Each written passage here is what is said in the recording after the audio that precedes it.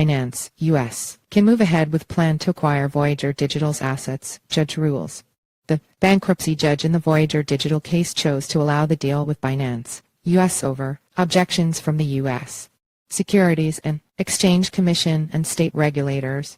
Binance, U.S. cleared a major hurdle in its effort to acquire the assets of bankrupt crypto lender Voyager Digital in a deal worth over $1 billion after Michael Wiles, a bankruptcy judge in the Southern District of New York, overruled the various objections to the proposed acquisition. While the judge said he would still work through the confirmation order, he indicated he was in favor of approving the deal. Binance, U.S., may still have to clear certain regulatory hurdles before the deal can be finalized. Voyager's VGX token surged over 8% in the minutes after the ruling. The plan, assembled after previous bidder FTX itself filed for bankruptcy protection in November, had been supported by 97% of Voyager creditors who responded to the proposal, which could see them recovering nearly three-quarters of their holdings. The lengthy hearing started with good news for creditors, with Voyager lawyers saying creditors could potentially make a 73% recovery, with a bullish crypto market raising a previous estimate of 51%. However, regulators from Texas and New Jersey have warned those benefits could be significantly damped if FTX's Alameda research succeeds in clawing back $445 million in loan repayments made before its own bankruptcy filing in November. During Day 4 of the hearing on Tuesday, Judge Wiles ultimately ruled that these regulators' objections did not outweigh the need to proceed with the restructuring of Voyager. The court heard from a range of witnesses on complex topics such as whether personal data would be handed over to Binance, U.S. under the deal, and why the transfer represented a better deal for creditors than immediate liquidation.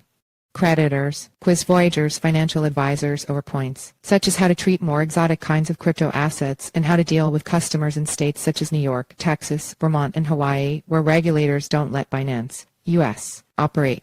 Other obstacles to the deal, mainly placed by wary regulators, appear to have fallen away. Early on in the hearing, Judge Wiles took a dim view of objections from the Securities and Exchange Commission.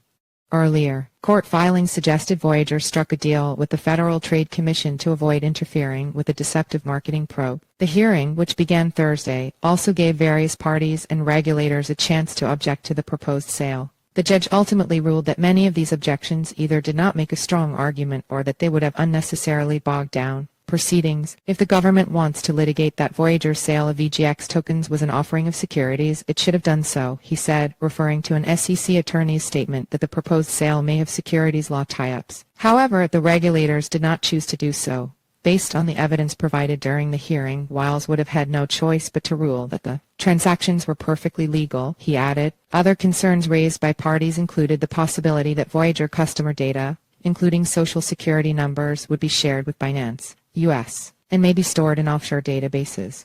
An attorney representing Binance, U.S. said, no Binance, U.S. employees would have access to this type of information.